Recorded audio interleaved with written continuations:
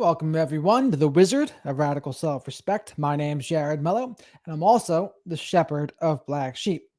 Today, I want to go over my interview with my friend, Dr. Peter Salerno.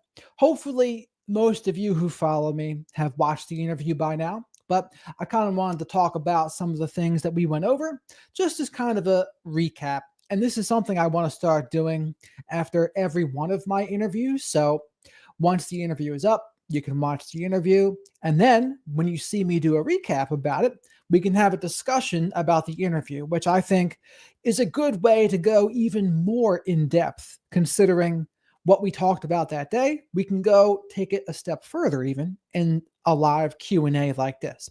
But the first thing we went over is his appearance in the Ted Bundy documentary on Hulu. I'm not sure if any of you have seen that, but it's called Dialogue with the Devil. And it was very interesting. I did not know that much about Ted Bundy, for that matter. I especially didn't know that he broke out from jail twice when he was being charged with murder both times. He was able to escape twice. That is unheard of. I mean, if you had to guess the odds on something like that, it's gotta be super low. But he was able to do that. But he was really grandiose. He was really narcissistic, and he wanted to be the best serial killer of all, basically, by the end. But before that, he denied it to the bitter end that he even was. And then finally, he got some confessions right before his execution, and he admitted to some. But Dr. Salerno was an expert on the show, and he gave his opinion. So we went over some of that a little bit. And then we jumped over into narcissistic children and how you deal with narcissistic children. And a big point he made with that was he doesn't expect parents to be experts on that kind of thing. Parents aren't going to be licensed professionals, right? They're not going to have the same expertise that a true professional would. And it's kind of, they are out of their element a little bit. If a child is truly going to be psychopathic, or in other words, antisocial personality disorder, narcissistic, borderline, or fill in the blank, parents aren't psychologists, and he highly recommends getting them into treatment so they can find someone that understands what they're dealing with. And they'll know the proper interventions if you really want to help a narcissistic child. Now, I still do believe, though, that consequences, calmly calling out behavior, not letting manipulation tactics work. I say that it's not going to be that easy, but that's what I would recommend. You do that. You don't want to let their manipulation tactics work. And one of the ways to do that is you want to frame it so that you can say to them, hey, when you act like this, it's actually less likely for you to get your way. But if you behave in an adult way, you are more likely to get more of what you want. I think that's a great way to frame it. And I call that buy-in. Any parent, and this regardless of what kind of child they have, you want to get buy-in into what the parent is selling. Because, like it or not, every parent is selling something. And I think as they should, right? You want to give your kids a code of conduct. You want to give them principles to live by. And that's what you're selling them. I don't think many parents are going to let their kids, they're not going to want them just to run ripshod and be a terror. No parent's going to want that. And that's where this buy-in comes into play. Ellie, what's shaking? We're going over Dr. Salerno's interview with me, which I think is a cool thing. If you watched it, let me know if you have any questions. But the buy-in with the kids, that is so important. And I think a good illustration of the buy-in concept, say a family is very political, right? And maybe there's conservative parents. Well, if they don't get good buy-in with their children, those children are very likely to rebel and be the opposite of those parents. And why does that happen? Because, yeah, those kids might have complied with the parents' wishes, but it wasn't really genuine for them to comply. They'll get something called outward compliance, inward defiance. But if they were to get the proper buy-in, then they could maybe get them to agree more with their perspective. and they would be more aligned. But again, narcissistic parents, they're not very good at that at all, right? Because they don't, it's not about buy-in for them. For them, it's just more about control. And less often will you see a very progressive family have the opposite in their children. I'm sure it happens, but I don't see that as much. But if it does happen, it's because the parents didn't get those children to buy in to their philosophy of life. But that's just an illustration of how important buy in is.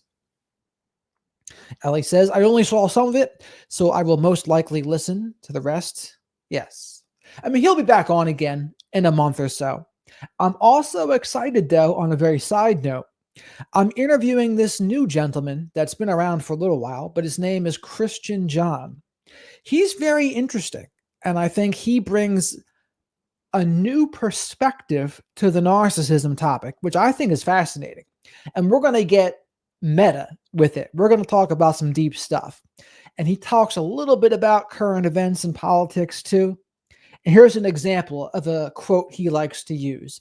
It is no sign of health to be well adjusted to a sick society. And that, I forget who said that, but it's a fascinating thing. And yeah, Dr. Salerno and I, that discussion could have been another couple hours, but we went over the narcissistic children part, getting them into help. And then we went over that viral meme. There was a meme that people were sharing, which was, there was a woman who said, no, what were they saying? Yes, kids do estrange themselves from good parents. And then it cut to this other woman who said, nope, never happens. Good parents will never get cut off by their kids. And Dr. Salerno correctly said, no, that it can happen. Why can it happen? Because sometimes there's narcissistic kids. Sometimes the kids are psychopathic. Sometimes the kids have their own issues. Maybe they run into addiction stuff and the parents are trying to control them and they don't like it. So boom. But it's not an automatic indictment of the parents. In other words, sometimes kids can just be off the rails themselves. And I agree, a lot of times, if a kid cuts off a parent, it is because the parent has an issue. Absolutely. We're not trying to say that doesn't happen. We're just trying to say it isn't the only possibility. There is a possibility where a child's just wild. And by no fault of the parents, that kid wants to cut them off. It's just a thing. It's an uncomfortable thing for a lot of people. A lot of people want to assume, yes, it's all the parents' fault no matter what. Hoorah, Phil Bradley. And here's the other thing to think about it too, right? People want to say that kids can do no wrong. And nope, kid's not narcissistic, kid's not borderline, kid's great. But then there becomes this magical threshold where all of a sudden that kid becomes an adult and as a parent, now he can be the bad guy in their story, or she can be the bad guy in their stories. And can you see how that just doesn't add up? All narcissistic adults were once narcissistic kids. And that's the inconvenient fact that a lot of the people that liked that viral reel, that's what they don't see. They want to see it in black and white. Yep. Only a toxic parent would ever get cut off from their kids. But it's just not true. And this is why they'll say also, black and white generalizations, they're not the way to go. Because each situation needs to be taken individually.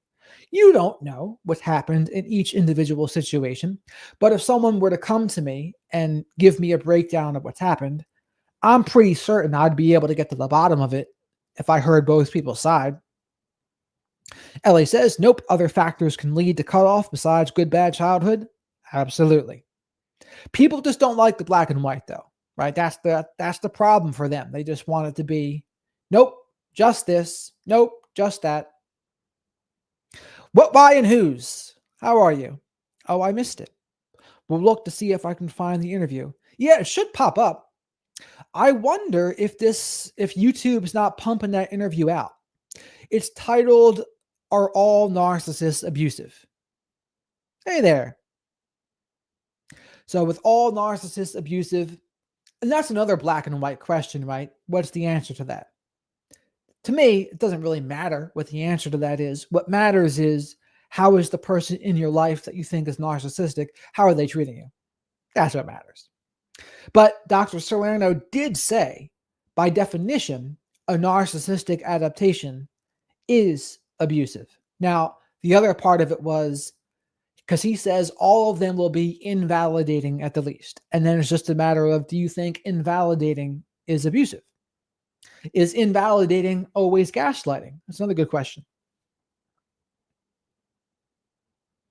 YouTube never presented it to me. That's terrible. I'm glad you caught the live here too, Kat. Ellie says, just busy week, so have to catch up. I mean, the algorithm really does determine all, right? Because most people with YouTube now, they'll scroll and then YouTube shows them whatever they show them as what they think they're going to watch, and they click on that. It's seldom that I generally seek out creators personally. And I do it sometimes, but often you'll just kind of you'll click on whatever pops up. And you just got to hope that YouTube pushes out what you did. And usually my interviews with Dr. Salerno do well. But so the answer to his question was, are all narcissists abusive? He doesn't like the all or nothing question, because he says if even one case is no, then you have to address it.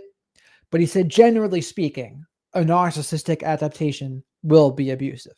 So that was his ultimate take on it. And I can totally see that. And I also can totally see how the question is really just a question for entertainment purposes. Because what's the fundamental use of it? There's not much. Kat says, I read a quote saying narcissism is the absence of love. Yes, I said that because that's what Dr. Les Carter said. And that's another thing to go over, the retirement of YouTube from Dr. Les Carter. He was someone that years and years ago, when Jared himself was a wee lad learning about narcissism for the first time, Dr. Carter was one of the very first people that I really dug into. And I learned a lot from him. And one of the cool things about Dr. Carter was, and is, you can just tell from listening to him, he has a genuine presence. He's authentic, he's genuine, and you can trust him. You can feel emotional safety with him. And that's what shines through to me whenever I would watch his content. So if anyone who watches me has not heard of him or hasn't watched him yet, I highly recommend it, because he's able to explain complex subject matters in a very simple way, an easy to understand way. And I really related to it. And I heard a lot of the things that I grew up with in my own home. He would share, oh yeah, this is what narcissistic parents do. They'll often say, right. And yeah, that's exactly what I totally get it. Yes, it is interesting. Yeah, Carter, he's an OG, as they say. He won't be making any new videos. He might have some best of compilations, because he's probably around 70-ish, I guess. So he was a little older even when he first started. But I'm very grateful for him, and that's one of his favorite quotes. Narcissism is an absence of love. What, why, and whose? Thanks for what you do, Wizard, to shine a light on this dark center of human behavior. I am sure you are helping many. My new lounges are coming, so bless all. I am off to clean, because you're in Australia. Across the world. Well, have fun cleaning there. It's good to be productive. Phil says, dignity, respect, courtesy. DGC. Love Dr. Carter's teachings. Dr. C. Yes, Dr. C. That's right. He was one of my favorites. I think I really liked him.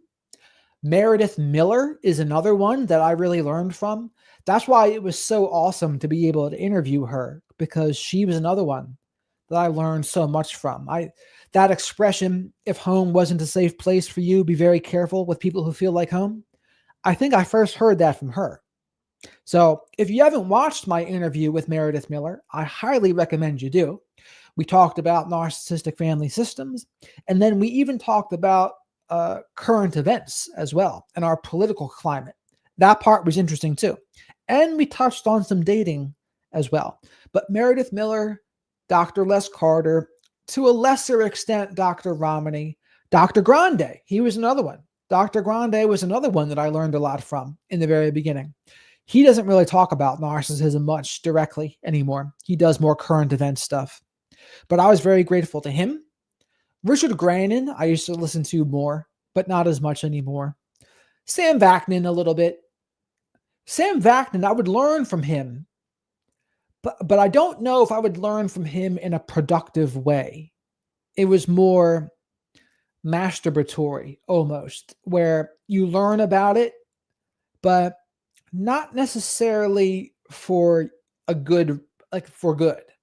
You kind of learn how awful and how terrible things are, but it's not that pragmatic in my experience. But I did listen to him a lot, and I learned a lot from him too. Who else? Who else is even out there in the world? Those are pretty much it. And besides the books I read on my own, and there's other books out there too to take a look at. Dr. Eleanor Greenberg, she wrote a good book called Narcissistic Borderline and Schizophrenic Adaptations. That's a very good book as well. I highly recommend that book. I do recommend Sam Vaknin's book, Malignant and Self-Love, Narcissism Revisited. I do think that was a good book. And Dr. Simon, how could I forget? He was another one. And you know how I learned about Dr. Simon? I learned about Dr. Simon because Meredith Miller interviewed him.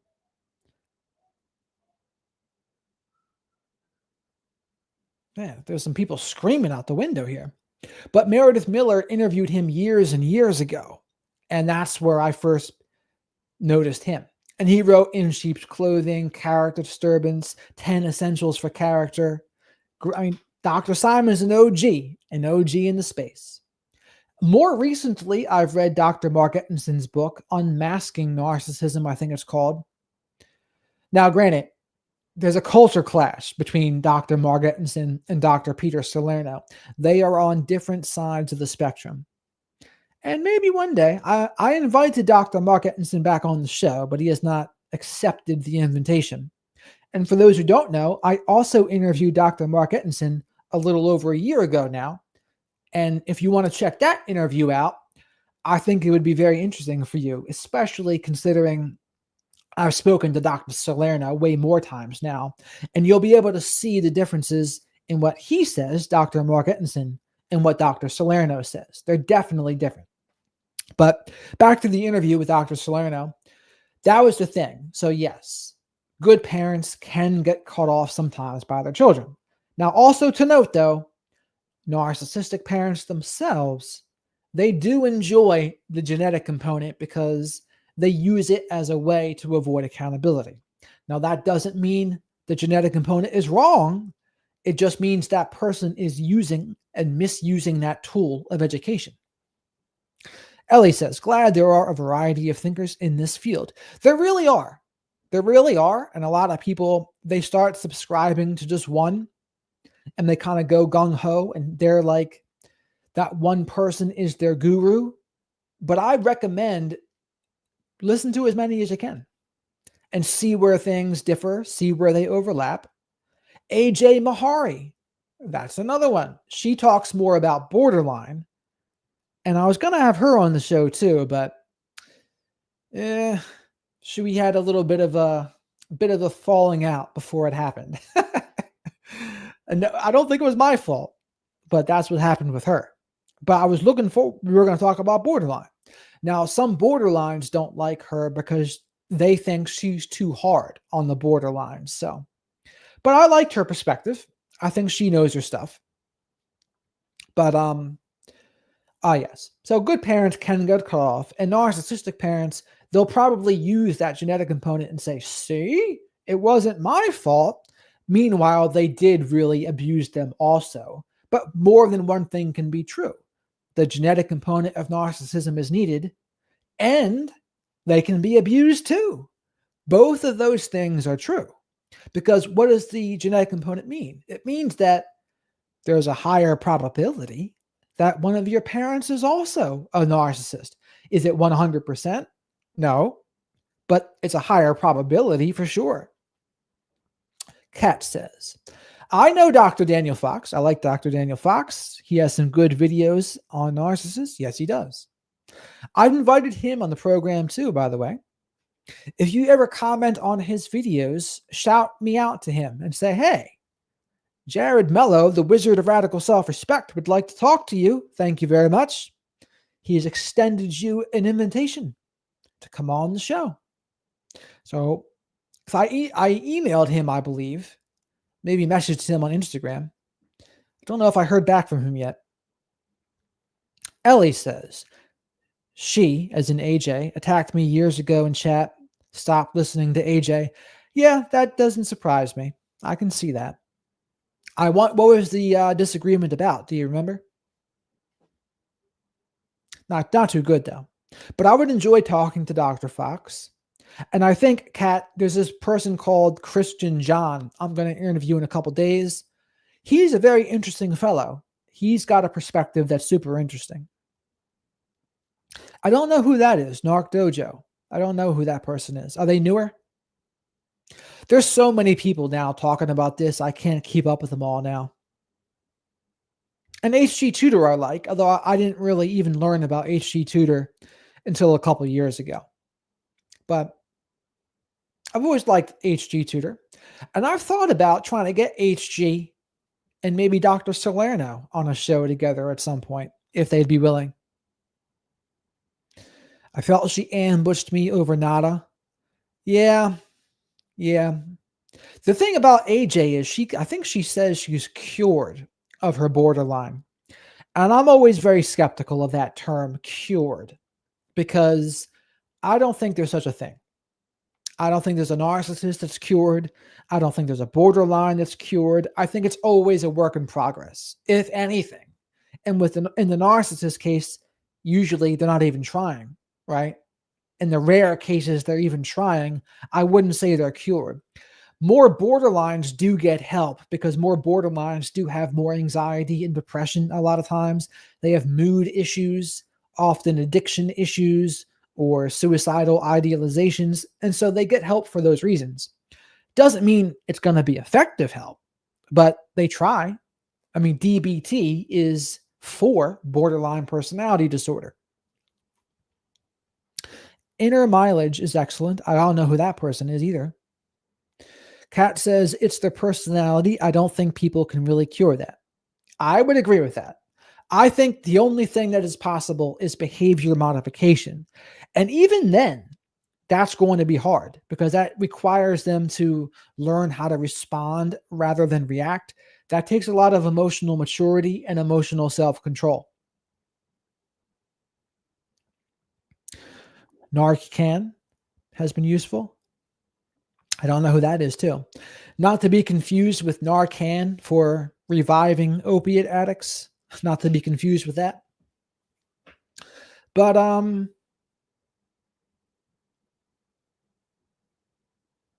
Ellie says, I just lost all interest in her channel after her outburst. Yeah, and I don't blame you. Narcon. Okay. Irish. I'm Irish myself. I'll have to reach out to her as a fellow Irishman. The silly Irish. Here's a funny story about the Irish. You ready? During the potato famine, the Irish had a plethora of lobsters.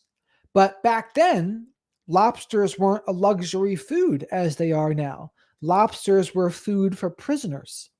And the Irish refused to eat the lobsters even though there was a potato famine because they didn't want to be caught dead eating the prisoners' food. But wouldn't you know, isn't it funny how time has a way of changing things? And now lobster's a luxury food. It's the top of the food chain right next to filet mignon, surf and turf. But back then, during the potato famine, the Irish refused to eat lobster because that was for prisoners. They're better than that.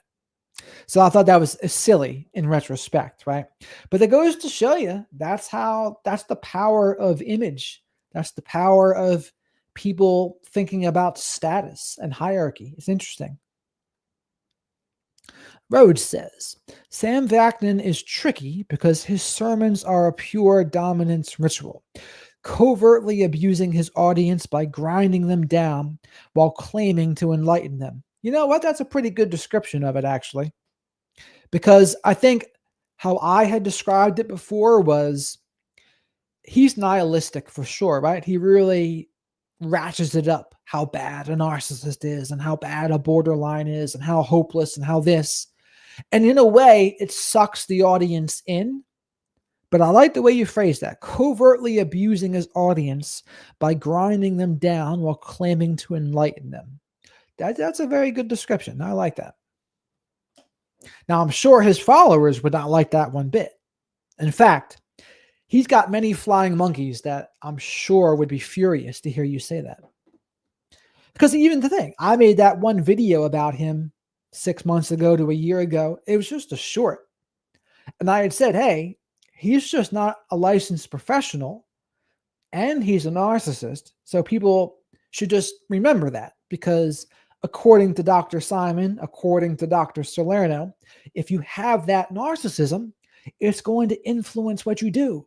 You're going to see things through that distorted lens, so to speak. And that doesn't mean everything he says is wrong, but it's something to take into consideration. That's for sure. For sure it is. But yeah, that's a good definition, or that's a good description, I should say, because he kind of sucks people into that nihilistic framework. And it can be pleasant, especially if you're in a nihilistic mood. He is intelligent, Ellie says, but sees human behavior as an... Yes, I would absolutely agree with that. Oh, I like controversial questions, Kat. Here's a controversial question. Do you think someone can be autistic and a narcissist? I do think so, yes. My ex-boyfriend is autistic, but was raised by a narcissist and very abusive. I believe someone can be both. Yes, I would agree with you. And I would say it's not always the case, for sure. But I do think it can be comorbid. I think in some autistic people, there can be a narcissistic element in them because there are some versions of autism where they do also have an impaired empathy. Now, it's not always for the same reason. And I don't want to say all autistic people because it's not all autistic people, but they have sometimes an impairment of even cognitive empathy as well. And then sometimes they also don't feel it too. But again, you have to judge that by the person. You can't say it across the board. Oh yes, none of them have empathy, or none of them have cognitive empathy, or none of them can feel empathy. No, you can't say that. But you can say that does happen in some cases. And I think the other thing to watch out for, there are definitely narcissists out there that will try to say they're autistic. I've absolutely seen that. And how you know is everything they do and say is just like a narcissist would say. They're brutal. They're extremely sensitive to criticism. They're extremely angry. They will belittle you, put you down for just a simple disagreement. And a charitable interpretation for them would be, well, they're on the spectrum and they're having a little bit of a meltdown because someone disagrees with them. Okay, sometimes, but the way these people were acting, no. I was like, you're a narcissist just pretending to be autistic at this point. You're using it as a way to get out of it. So it is possible they can be both. And it'd be tough. Because here's the thing. I've known people, and I'm pretty good at this, but it can still be difficult to tell sometimes which is which. Like there are some people, it's close, where in some ways, oh, it looks like they're autistic. But then in other ways, it's like, no, that's like, they're acting just like a narcissist would. So which one is it? Or is it both? It's hard to say. I mean, normally, this is what I would say is the difference though. Normally narcissists are going to be a little more fluent in their speech, especially the guys. Women autism is completely different. I have women friends that I never would have thought were autistic because I didn't realize autism was so different than women. A lot of men with autism, they're very socially uncalibrated and they're awkward. think of Elon Musk, for example. And that's what I would think autism was. But apparently in women, it's not always that way. They can still be a little more socially fluent. I mean, if it wasn't for my supplement routine, I wouldn't be as socially fluent either, for that matter. Ellie says, a true narc does not possess the natural language of love. Their speech is absent of feeling descriptors. Sure, I agree with that. And Rhodes says, I've heard that people with both ASD and NPD are especially dangerous. I would agree with that too. Kat says, I agree. My brother is autistic and has tons of empathy, but my ex had practically zero. I wanted so badly to see his lovely autistic inner child, but his narcissism made it impossible. Yeah, I could see where that could be an issue, because if you're hunting for that inner child, that soft, innocent version of him, it could just be elusive. Because, I mean, this is something Sam Vaknin has said. He thinks that some autistic people, they develop narcissism as a protective mechanism. And that's something I should probably ask Dr. Salerno too. Because in this version, that's not a genetic narcissism in that case. That is more of an environmental shield. And I don't know if that's even possible. But that's what Sam Vaknin says. Sam Vaknin says you can have autism, and some of them develop a narcissistic shield because their autism is too painful. And I'm not sure if you heard that, Kat, but if you did, and then you were trying to get to his autistic core, yeah, it's probably a very painful process. Very painful, and at the end of the day, useless because it didn't work. But this is the thing also. It's up to them. It's up to them to make it work. It's up to them to do their inner child work. Thank you for discussing this. Many don't like to touch the subject of autism and narcissism. Yes, I know why. Because there's some people out there who are extremely sensitive / triggered. And if you even mention the word narcissism in the same sentence as autism, they're out to get you. And they're furious. And I've experienced this. But over the years, I've gotten a little better at the social backlash. I don't get as much social backlash on YouTube. I get much more on Instagram and Facebook. But you kind of develop a thicker skin over time. And I say, hey, we got to be able to talk about this. You can't just not talk about it. So, Kat, I want you to watch an interview. My friend, Melanie Amadine, she interviewed Sam Vaknin about 4 years ago. And he talks about some of this stuff that you just mentioned in that interview. And I want you to check out that interview. I think you'd really enjoy it. Or maybe even, I can try to put it in the chat here somehow.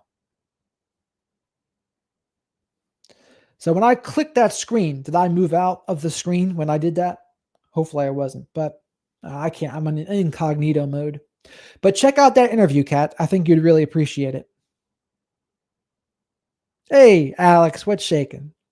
So I thought it was an interesting concept, and it could be true. It could be true. But I could see how you probably got mistreated for your trouble, unfortunately, Kat. I could see that too. And I'm not sure if it was his idea about the inner child thing, or was it your idea? Like, did he say, well, I just have this autism and I'm trying to get to heal my inner child wounds?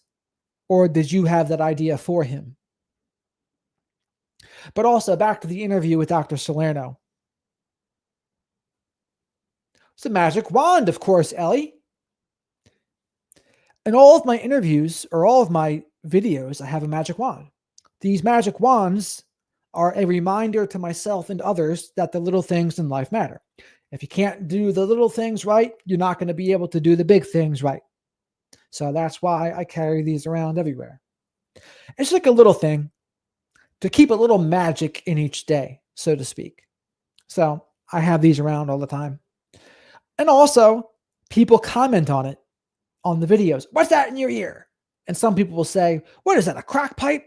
What is that, vape? What is that? This? And some people will try to mock me for it, of course, but it's whatever. People can comment. It's going to help me in the algorithm, so it's fine. And that's the true test of confidence, too, is how do you handle even antagonistic criticism? If you don't let it bother you, chances are that's a good sense of confidence. But if every little bit of criticism really gets to you, then chances are you're either sensitive to criticism or your sense of self-worth wasn't good. Now, the exceptions, like a narcissist person, Dr. Salerno would say, grandiose sense of self, an inflated sense of self, but a fragile sense of self as well. And that's why the hypersensitivity to criticism is there for them. But what else did I talk about with Dr. Salerno? The narcissistic kids, narcissistic parents. Oh, yes. We're not a blank slate, nor are we a finished script. And this is something that people struggle with because they see the genetic component and they think, oh, we're just doomed. We're doomed to be a slave to our biology, a slave to our genetics. But that's not completely true because environment does play a part too. I think that's something that gets lost in what Dr. Salerno says because he talks a lot about the genetic component, but that does not mean there's no environmental component at all. And that's something I'm going to talk to him about the next time we talk is what is the extent of the environmental component? What can it do? It can't create a personality disorder, but what can it do? I think that will be an interesting discussion. I was talking to my friend P-Dubs today. She was talking about how CPTSD, well, of course, CPTSD by definition is not genetic. That is complex post-traumatic stress disorder. That is directly related to the environment. And I think that's something that's pretty interesting too. But so a blank slate would be, it's all the environment. And that's what the people that used to believe that childhood trauma caused narcissism, that's what they would believe. Just a blank slate. That's what the holistic psychologist believes. Just a blank slate. Christian John, who I'm going to interview in a couple days, he recognizes it's a combination of both, but he's definitely more environmental than Dr. Salerno is. One of these days, I would invite the holistic psychologist on here too. But she doesn't really like me. She doesn't like me. She's hid my comments from her Instagram page. Can you believe that? Can you believe Dr. Nicole LaPera hid yours truly's comments from her page? What was my crime? What did I do? I think I made one video where I disagreed with her about something. And I think that was my crime. That was my crime. I got the social media death penalty for that. Off with his head. You're not allowed to disagree with a holistic psychologist? Who do you think you are?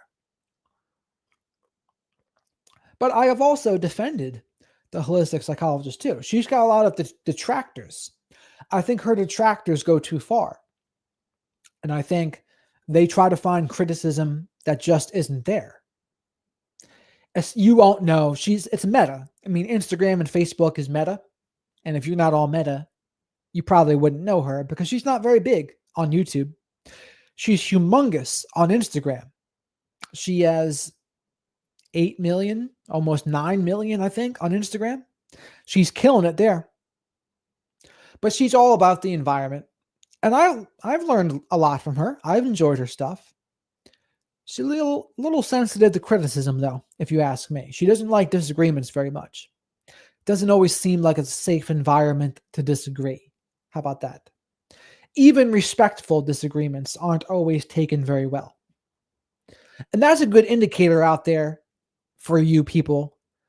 If you're watching creators, any kind of guru, pay attention to how they disagree or how do they handle disagreements. I'm not necessarily talking about antagonistic disagreements or insulting disagreements or just no value disagreements, but a genuine disagreement. How do they handle that? If they get like very irritable and start lashing out at them, Not a good sign. Not a good sign. Ellie says, red flag if they cannot handle. Exactly right. Exactly right. It's important. And it's only a matter of time. If you're on social media, you're on YouTube, I mean, welcome to the internet. Someone's going to disagree with you. It's going to happen quick, too. And you better learn how to handle it.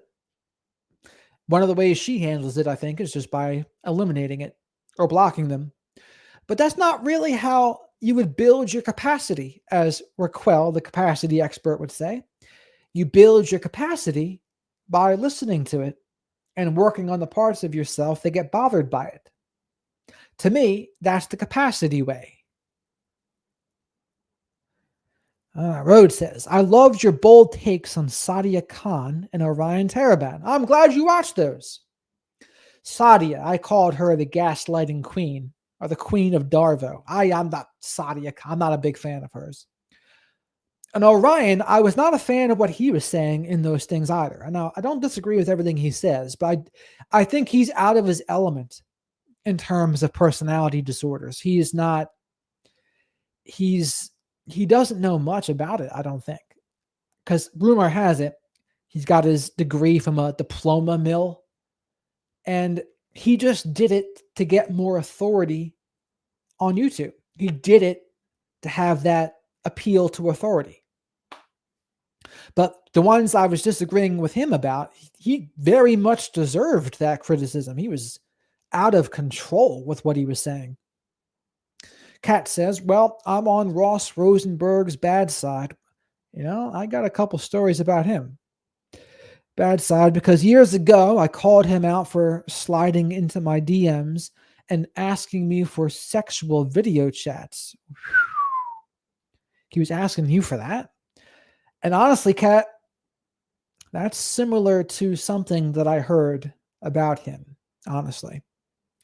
Now, it wasn't even as bad as that, but it was something that was a little borderline. Let's put it like that. And a friend of mine said it. And there's no reason why this friend of mine would lie about it. But he was someone that people looked up to him as a big guru. Some people really worshipped him, for lack of a better word. But no one should really be on that much of a pedestal. And that's something I'm going to talk about with Christian John too, because us creators, none of us are perfect. And we don't talk about the creator follower, creator subscriber relationship. It's a very new kind of relationship in terms of humans. What's even close? A radio DJ back in the day? No, there's no other forums where you can do this. Talk to someone and have them interact with you live over a public forum that any number of people can watch. This is a very new thing.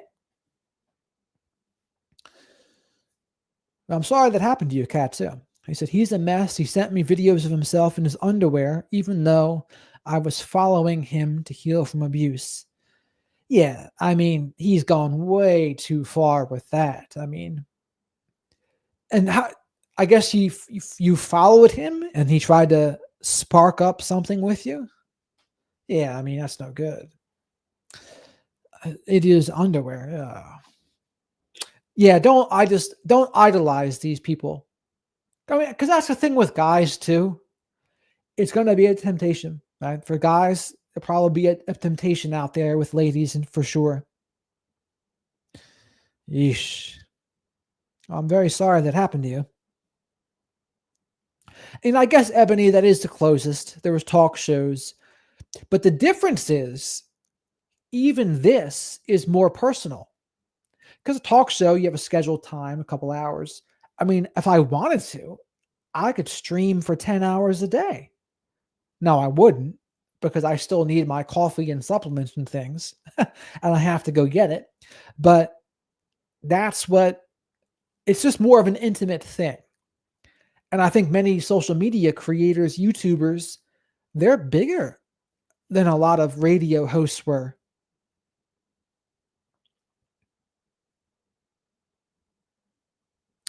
Now, I get you, Kat. I get you. I don't it's good that you shared just so people can be mindful to be careful. All right, that's the benefit of it. Like I said, there's a difference between a smear campaign and just genuinely making people aware of something. They are two different things.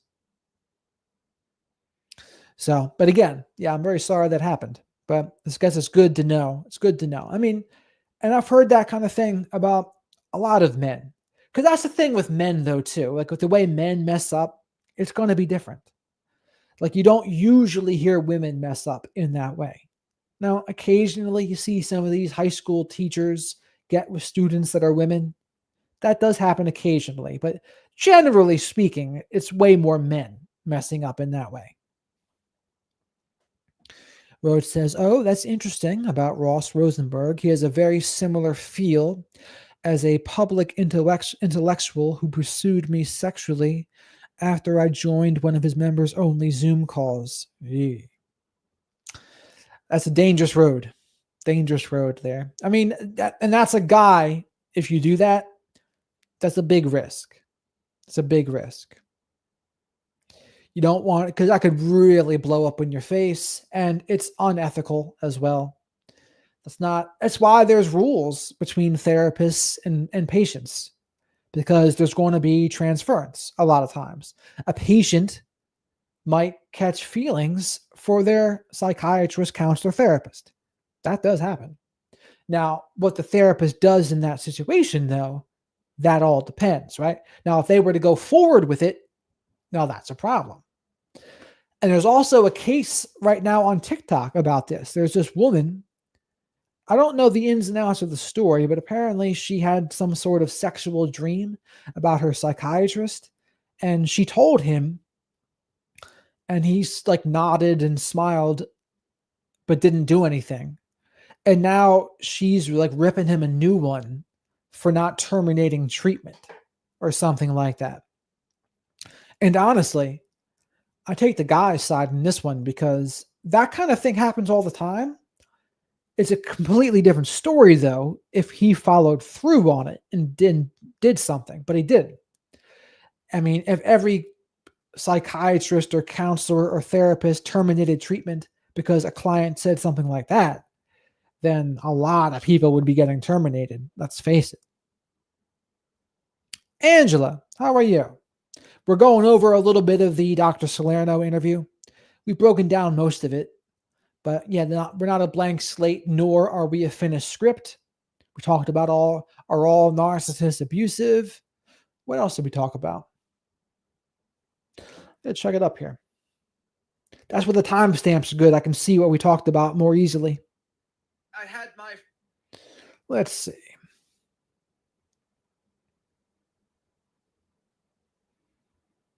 Ah, yes. So narcissists will often sometimes they'll bring their romantic partner or their children to a psychiatrist or licensed professional to try to get them a diagnosis. But in this case, it's not always appropriate because the narcissist is the one doing it, right? They're trying to lead their children around by the nose and they're telling the psychiatrist, my child's a narcissist. You need to give them a diagnosis. They're insane. And then if the professional doesn't see it their way, they lose it. And they say, why can't they see it my way? That's her name, Kendra. It's a dangerous story, though, right? It's a dangerous story. But that's the kind of person that, as a psychiatrist, even as a coach myself, if I get a whiff of that, you just don't want to touch it. You don't, because it can go sideways. It can go sideways, and then your ass is grass.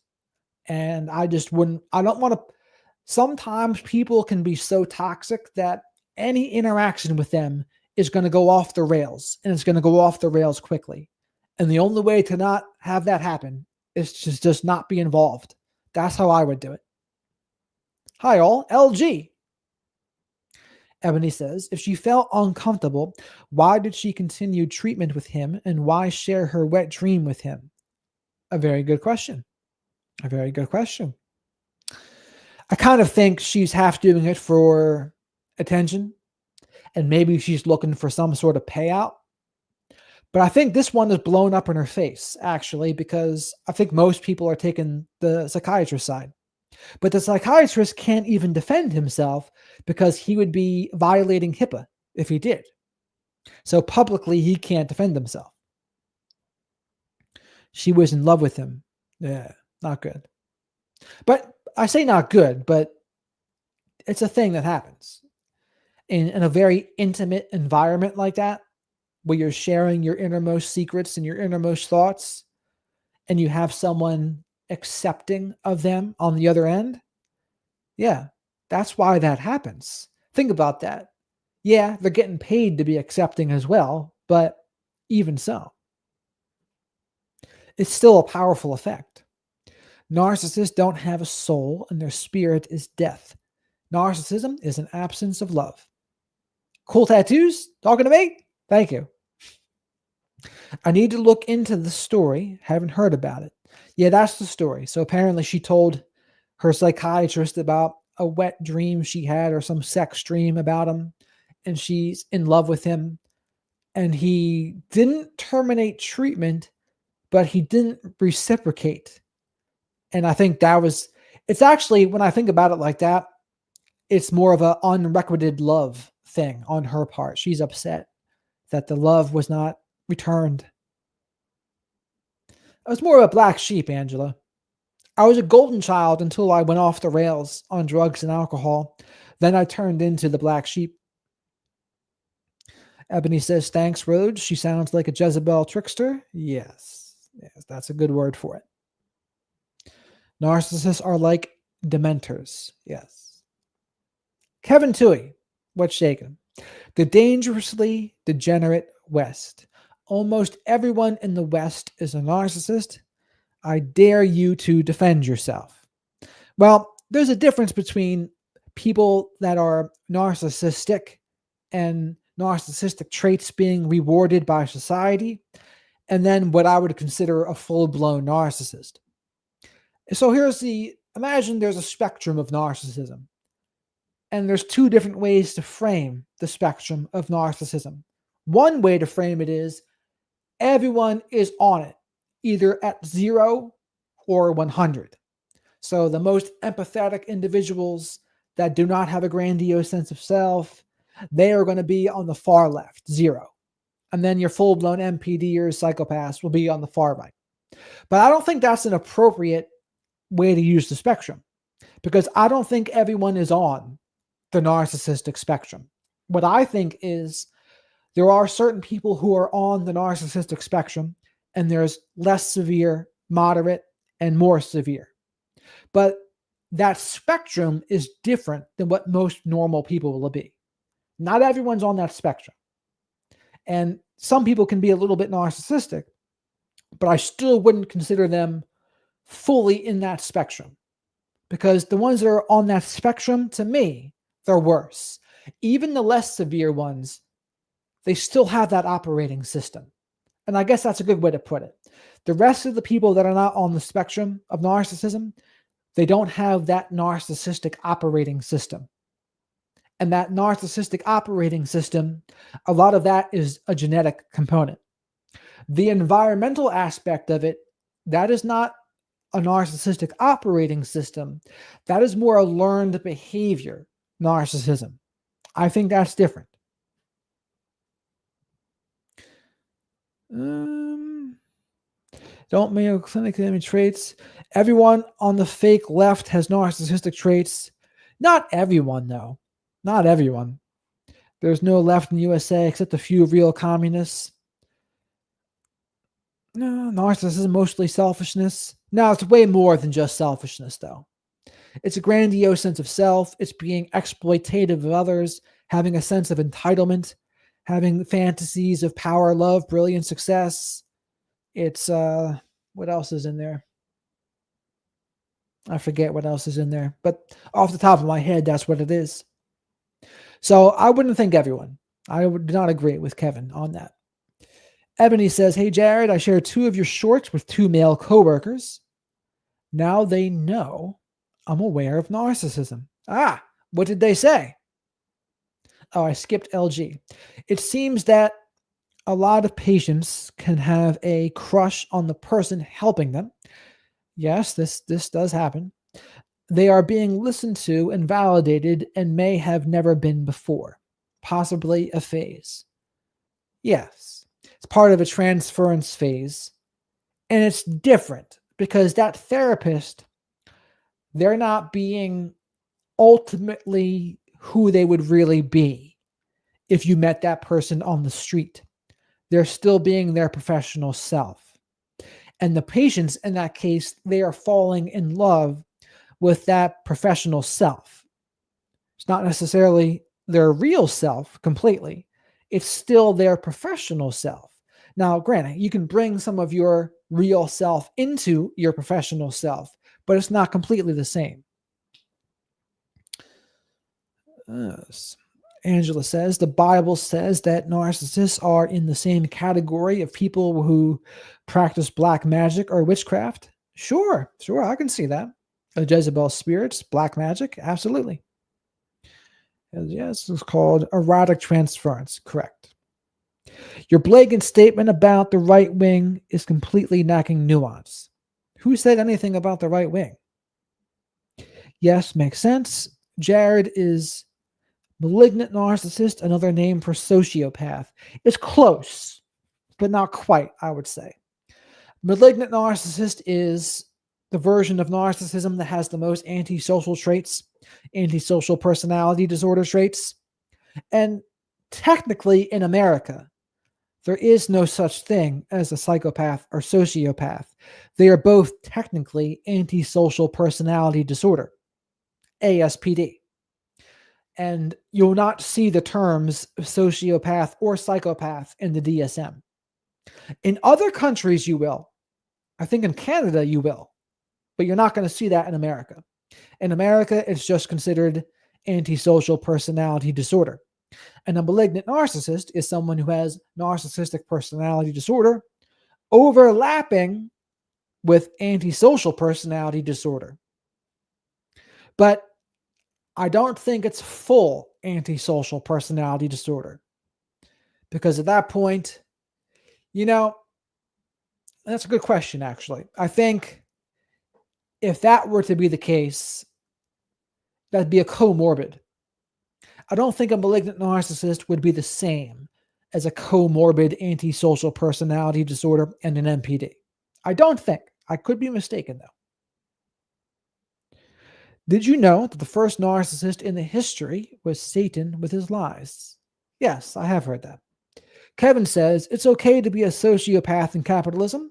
That's why it's so sick. Now, it's an interesting point you make there because when I talk to Christian John in a couple days, we're going to go over just that.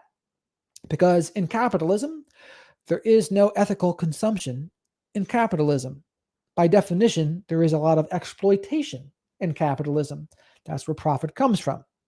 And one of the things that Christian John says is, well, perhaps to be normal in a society like this is to be sociopathic, because only someone sociopathic would be okay with the norm. And I think that's an interesting point, because he likes that quote, to be well adjusted to a sick society is no measure of health. And that's kind of a follow-up to that quote. Oh, well, if it's no measure of health to be well adjusted to a sick society, what does it say about the people who are well adjusted to a sick society? Are they just empathyless? Are they sociopathic? Do they have more learned narcissism?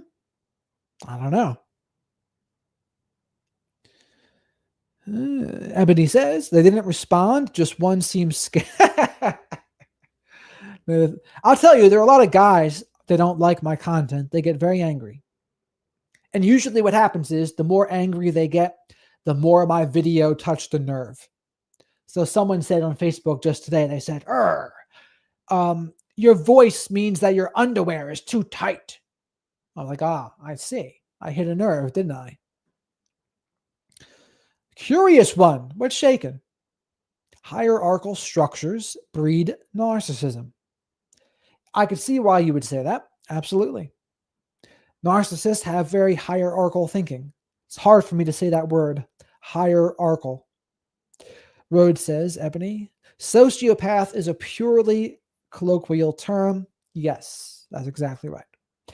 Because it's really just antisocial personality disorder. Angela says narcissism doesn't have a race, political party, gender, or race. There are narcissists who are socialists. Correct. LG says they are rounding up the homeless now. ISIS, it's not good. Kevin says you should call the left the fake left, and they are completely pro-capitalist. And you're talking about corporate Democrats. That's what that would be. They're the corporate Democrats, which is the majority of elected officials in America are on the Democrat side are corporate Democrats. Minus Bernie Sanders, minus Rokon, minus AOC, minus Elon Omar, minus Thomas Massey on the Republican side. Everyone else is corporatist. Ebony says the DSM needs to catch up with the times. Evil people exist. Yes. Did you watch my interview with Dr. Salerno titled, Is There a Spiritual Component to Narcissism? I think you'd like that one. Angela, I think you would like that one too, if you haven't seen it already.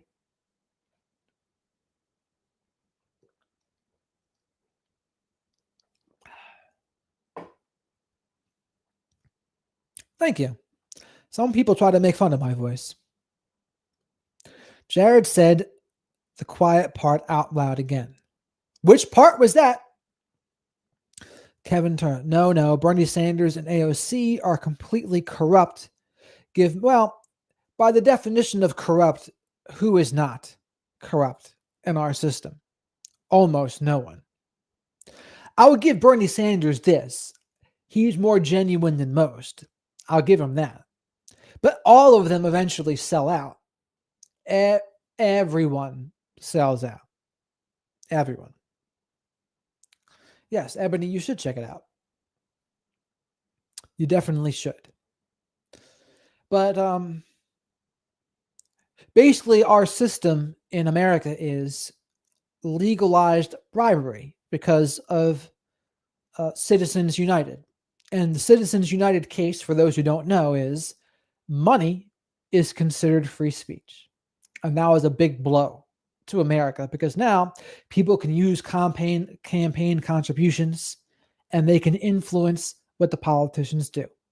And another bad thing was corporations are now people.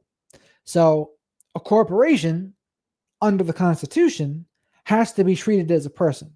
But the problem with that is people die. Corporations can last forever.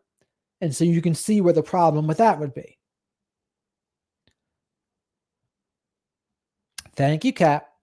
I try to make sure I don't get too nasally in my voice. Because I can catch myself if I'm speaking from my chest as opposed to my stomach. There's certainly a different tone. But thank you. Angela says, I will watch your new interview.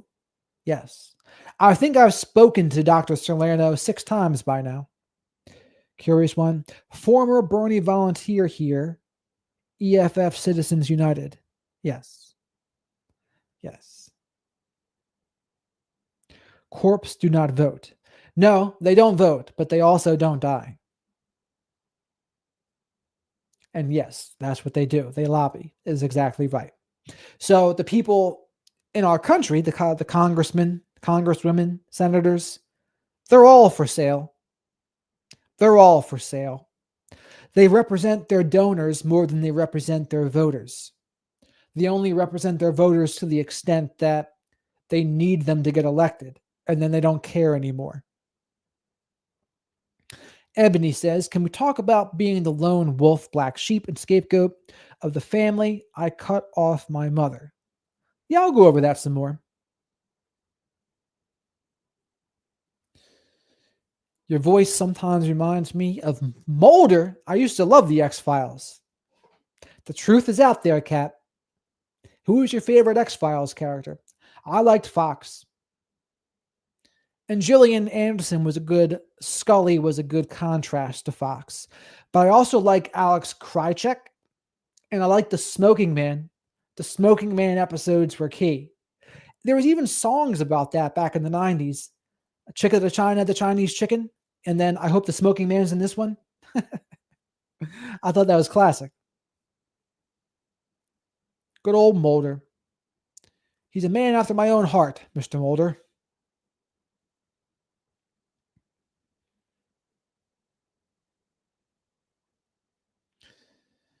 Constitution is a corporate contract. But here's the other thing. I don't think any of our politicians care about the Constitution at all anymore. Or very little. Well, Kevin, I will probably get in trouble. I can say these things now only because my following on YouTube isn't big enough for it to really hurt me that much. But if I were to say it on Instagram or Facebook, where my following is bigger, there would certainly be some backlash on some things, without a doubt. So that's the benefit, perhaps. But I used to work in politics. I used to be a political poller in Pennsylvania. And I'd done that since 2016. I would walk up and down the Pennsylvania countryside. And I'll talk to tens and thousands, if not tens and thousands of voters. Politics forgets the bias one has.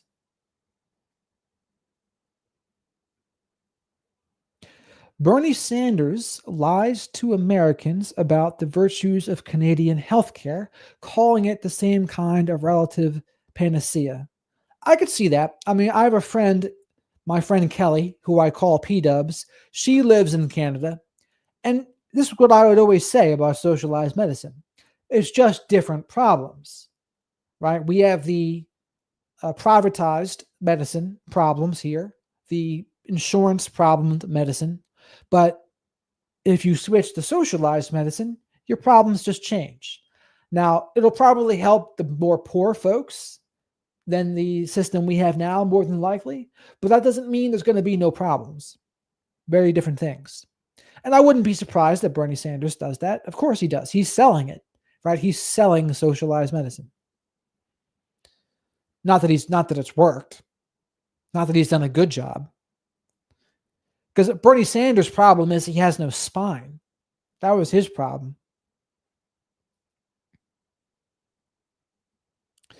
The Constitution is ultimately not a corporate contract because it tells you your civic duty is to overthrow tyranny, so get busy.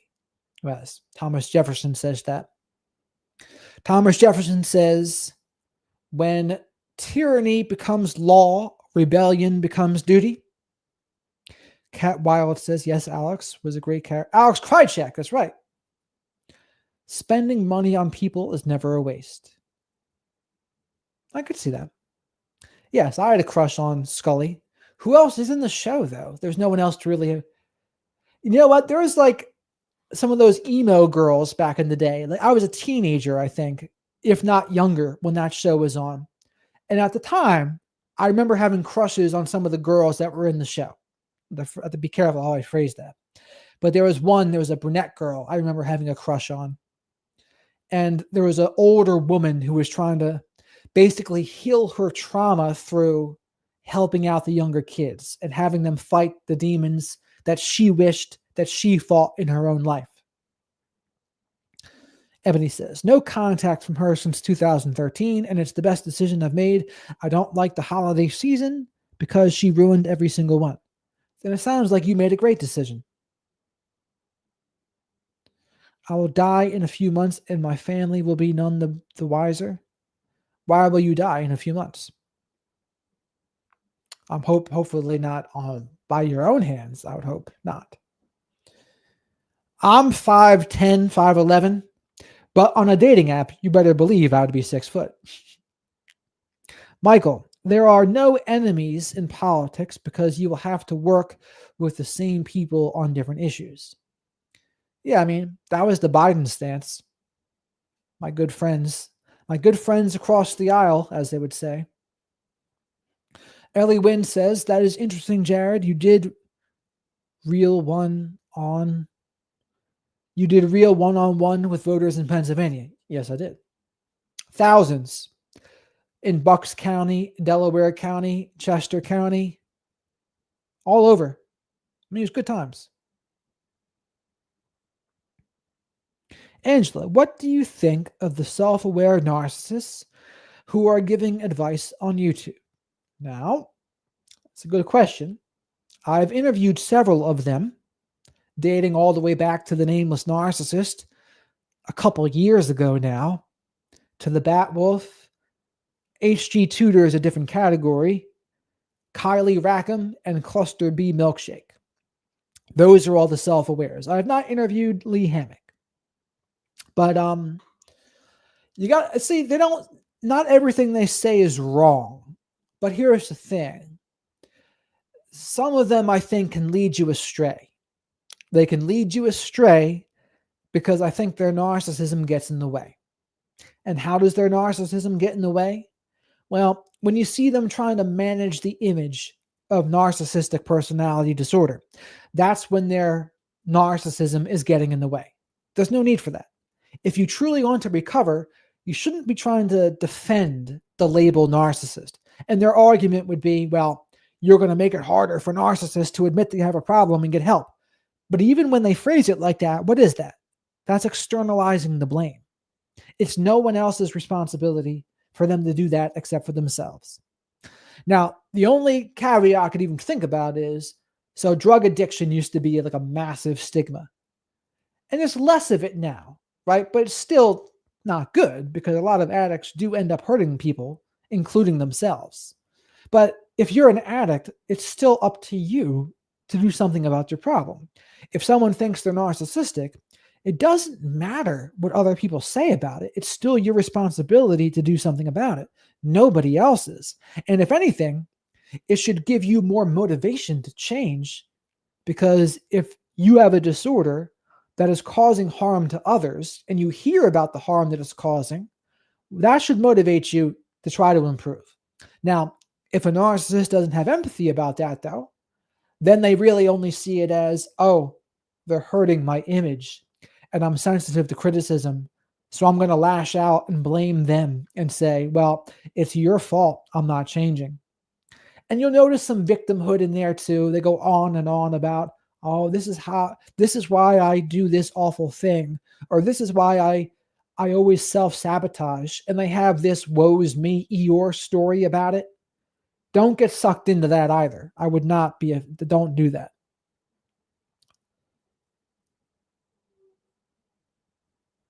Michael recognizes the two-party scam. Yes, two wings of the same bird. Kevin says, Bernie Sanders didn't like the word genocide, for God's sake. Now, people don't know that, but you're right. He did not like it. Cat Wild says, great question, Angela. And now, hopefully, that was a great answer by me. Curious One says, what? I lived in Sweden for years. It wasn't perfect, but it was better than what we are forced to accept in the U.S. I mean, that doesn't. People in Sweden, here's the thing: they're not gonna vote for the American system, right? They prefer what they have. That's what conservative pundits would probably not want you to know. They're not going to trade it. Conservative pundits just want you to focus on all the negatives of socialized medicine. Now, there's some. Like I said, there's different problems with it, but when push comes to shove, the people in Sweden are not going to trade it. Does a preacher on the pulpit have more wisdom and common sense than the homeless person? You can't say. You can't say because you don't know each individual one. I've talked to many homeless people in my day. Back when I was more of a drinker, I would go out into Philadelphia, and sometimes I'd catch myself having deep conversations with the homeless people. I was drunk. They were strung out, or in the best case for them, they were on their drug. But we would have some interesting discussions.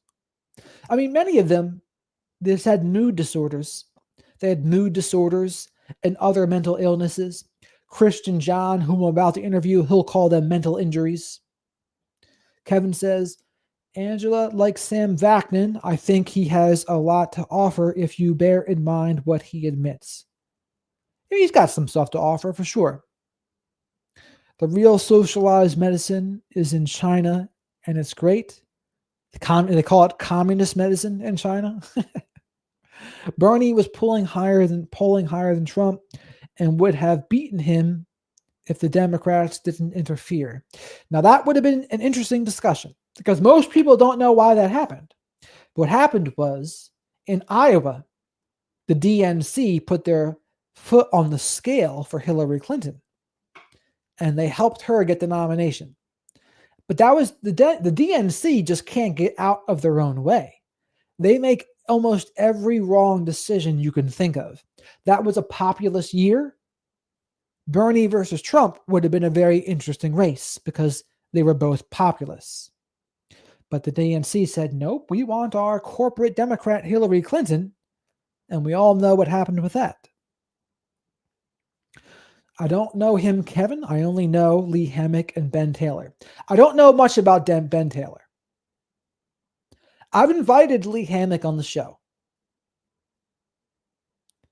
LOL, Jared. Dr. Sam. He's not a doctor, though, by the way. Lee Hammock seems good. He seems to be one of the more genuine ones, if you ask me. But granted, I don't know him. I only know what he shows on social media. There could be a lot that we don't know behind the scenes. And that goes for all of them.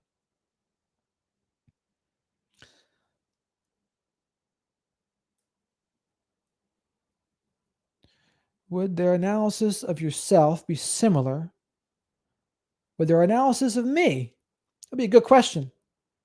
I'd listen to their feedback. I wonder what they would say about me. They'd probably say, that Jared, he might be a little bit of a dick sometimes, maybe. They might say that. I'm not sure what they would say. Maybe he's got some narcissistic traits. They might say that. But in terms of like me being harmful to others, I don't think they would be able to say much about that because I haven't. Do you think the self-aware YouTubers actually care about their followers' well-being or just reaping the benefits of YouTube and wanting attention? I would say more the latter. And that's where they have plausible deniability though too, because how do you prove it? I mean, the best way you can try to prove it is looking at their actions. Most of them, it's more so for their business and attention than it is for their own personal recovery. I remember I asked the nameless narcissist years ago, I said, hey, if you get better, what are you going to do? Are you going to shut down your channel? And you know what he did? He left and went to the bathroom for 10 minutes. And then when he came back, I didn't ask him the question again.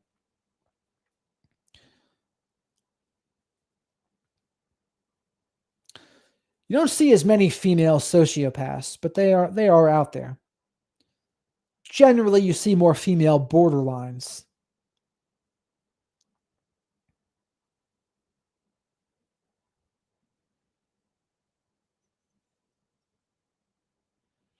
I've seen genuine regret from Sam. But keep in mind, like I said, he's not a doctor. He has no credentials in any way. He teaches in a school, but only because it's in Eastern Europe or Russia. He would not be able to do that in America. And I don't say that to discredit him. It's just the truth. I don't think someone needs to have credentials to be correct. I don't have credentials, so who would I be to say? Leon Walker Jr. I've heard of him, but I don't know who it is. He's a self-aware narcissist, right? I'll try. People get mad, though, sometimes when I interview the self-aware narcissist. Some people don't like it. Some people want to see me rip them, which maybe I will one day. But it would also be me ambushing them, and then I could hurt my image as an interviewer, which, it depends. Kat says, I'm not judging. If they're doing it for the wrong reasons, then technically us followers are feeding their narcissism. Yes, that's very true. Two cheeks of the same ass. I've never heard that. The preacher in Vegas just got busted for PDF, so the answer is no on that one. Oh, that's not too good. No, there is a blonde girl on YouTube who's a self-aware sociopath. Yeah, I'm saying they exist. There's generally just not as many of them. Yeah, I figured that's what Leon was. Who's this woman that's a self-aware sociopath? Not Kylie Rackham. Someone else? Maybe I'll try to interview that person. But when I interviewed Kylie Rackham, a lot of people were mad at me. They said, Jared, you should have grilled her. She was on drugs. She lied. She did this. It's like, well, you want me to make this like, what would you call that? An interrogation? An interrogation rather than an interview? I invited them on the show. It'd be fairly rude of me to make it just an interrogation. But there's also a point where you should be authentic, right? And if you see some BS, you have a duty to call it out. I would say that too. But in terms of Kylie, she didn't really give me anything to call out. So I didn't. So then, was Hillary a sociopath or a borderline? After all, she murdered Gaddafi and she laughed about it, right? Hillary might be one of those examples where she might have some antisocial. She could have some antisocial stuff for sure. Antisocial, Machiavellian. She'd be a dark tetrad. Narcissist, psychopath, Machiavellian, sadist. I mean, when you laugh at we came, we killed, we conquered, yeah, definitely a thing.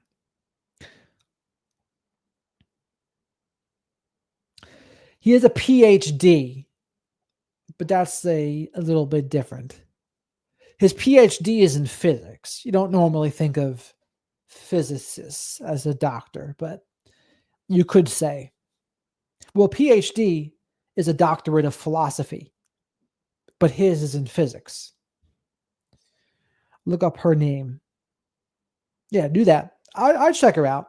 But like I said, the point about Sam Vaknin is I really enjoyed his book, Malignant Self-Love, Narcissism Revisited. I listen to his stuff sometimes. But Rhodes, as he said above, he kind of like, it's weird what he ends up doing. And I don't know how helpful it is after a certain point. I'm not sure who that is. George Galloway. I don't know who that is. Oh, but back to the Dr. Salerno's thing. So narcissists will try to get other people diagnosed and they'll say, my child's a narcissist. My partner's a borderline. My partner's ADHD. You need to diagnose them. And if that person gets diagnosed, then the narcissist uses that diagnosis against them and weaponizes it and holds it over their head. It's not very good. And that's the thing, though, because narcissists will reach out for help, but not for themselves. They'll reach out to try to change somebody else, or they'll reach out for help dealing with someone else. But it's certainly not because they think they are an issue. They don't think that at all. They think it's someone else. The externalizing of the blame is key. A lot of victims will blame themselves. Narcissists will blame others. Externalization. Externalization of the blame.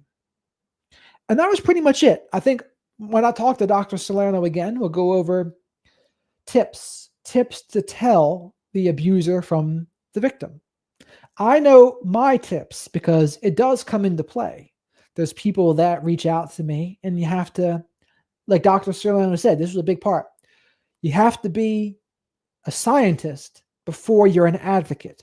And what he means by that is you can't just completely validate every single thing that a patient says without being a little bit skeptical and questioning. And why is that? Well, as we know, narcissists like to play the victim. They lie and they fabricate. And if you play the advocacy card on someone like that, now you're validating things that should not be validated. You are taking the narcissist's side, for lack of a better word, and you're validating their nonsense. And now you're going down the wrong road. That's why scientific skepticism is number one. And some patients might not like hearing that because skepticism and questioning is very close to them to invalidating, is very close to them to almost even gaslighting for that matter. And that's the other thing, though. I'm sure there are some narcissists out there that actually went to a good therapist, and the therapist questioned them. The therapist was skeptical, and then the narcissist claimed abuse. Nah, you didn't validate what I said. You were an abusive therapist. And that's the danger of a therapist position, because if someone you see is a narcissist, borderline, or with antisocial personality disorder, they are going to be wild, right? And they might lash out at you. And then it becomes difficult because now you have to prove your innocence against a toxic person. And all you did was do your job. I've heard that as well, Rhodes. I've heard that about his. But again, considering I don't have any credentials, I don't like ripping people for not having credentials. I think what annoyed me about him was so many people treat him like he's a god and like he's the number one expert. And I was like, no, I mean, how can you consider yourself the number one expert when you don't even have any credentials in psychology? Jared, what do you think about trying to get help? The therapeutic space focuses a lot on responsibility and coping skills, not bad things, but to speak up and be a malingerer who complains sucks. What do you mean by that? What do you mean trying to get help? In what regard? Kevin says, my ex was a master's in art therapy. She tried to get me diagnosed to win the custody battle and then kidnapped the kids when I won. Yes, that's exactly how it will happen. They'll try to get you diagnosed as something, then they will weaponize that diagnosis against you for their own gain. In this case, to get custody. And then when it didn't work, kidnap the kids. And that is how most kidnappings take place. It's a parent. Most kidnappings are from a parent, not all, but the stranger abductions are the least common. Parent abductions, and I use the word abduction in that phrasing loosely, but it is technically still an abduction, but that's what they will do. Jared, what do you think about trying to get help? The therapeutic space focuses a lot on responsibility and coping skills, not bad things, but to speak up and be a malingerer who plain sucks. What would you be speaking up about? That's what I would need to know.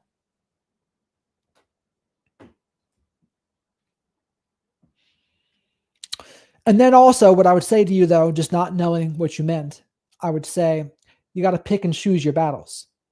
If the battle is important enough, you make a fuss, because then you have to weigh it out. What's the cost of me not saying something? What's the cost of me saying something and it not going well? And which is weighed in more importance? That's the thing to watch out for. And again, it will depend. It will depend on the battle. Not every battle is going to be worth an extremely bloody fight. Sometimes you got to let some things go. But other times, depending on what it is, I'm all for a good fight, because silence will help abusers. Silence will often enable abusers, and I would keep that in mind too. But again, it will depend on the scenario. I definitely say there's a time for fighting and there's a time for letting it go. Wisdom is knowing the difference. A lot of things come down to that serenity prayer. Many things do. Let's see if I have anything to go over here with Dr. Salerno, James Fallon. But that was a good thing, though. The advocacy versus scientist. That's a very important point. And then the James Fallon point. That's the last thing I'll go over. James Fallon's, he discovered he has a brain of a psychopath.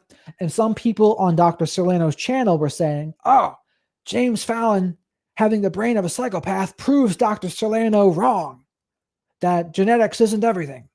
It's like, well, I asked Dr. Salerno about that, and he said, well, if you read about what James Fallon was writing about, he very much had the brain of a psychopath and the actions of one too. So it doesn't disprove anything. Doesn't disprove anything. You know who we're missing here as well? George. George is missing in action. I have to see if I can find him. But yeah, so that was our point about James Fallon. Yes, he had the brain of a psychopath, but more importantly, the actions of one too. And he wrote about it. And that's the other part that those people didn't realize. And what happens is those people, they're just the environmental people. They want to put all the emphasis on the environmental side. And when they hear Dr. Salerno talk, they don't like that one bit. They think, I'm pretty sure it invalidates them. That's what I think. But with that, everybody, we'll try to wrap this up here in a minute, unless anyone else has any other questions.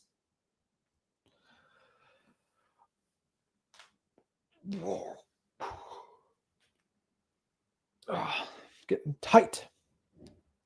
Get tight from sitting here. I don't know how people do it. Well, I appreciate all of your support here this evening. Curious One, Kevin, Rhodes, Alex, Ellie, everyone else who was here, Ebony, Kat. I hope to see more of all of you, Michael, and Phil Bradley, and his hoorahs. You can't forget that. All right, everybody. We'll rock and roll here. Hopefully you enjoyed the show. There he is. Hoorah later. I love it. You got it, Kat. Thanks for the helpful engagement. I liked it. You too, Curious One. Thanks everyone for tuning in. I'll be back again soon enough. There might be an interview I upload before, but we'll see. I think you'll like Christian John. I think yes, you too, Kat. I think you'll all like him. I like him. I talked to him on the phone for like an hour yesterday. So, over and out, everybody. Thanks again for tuning in. And like the video while you're here too.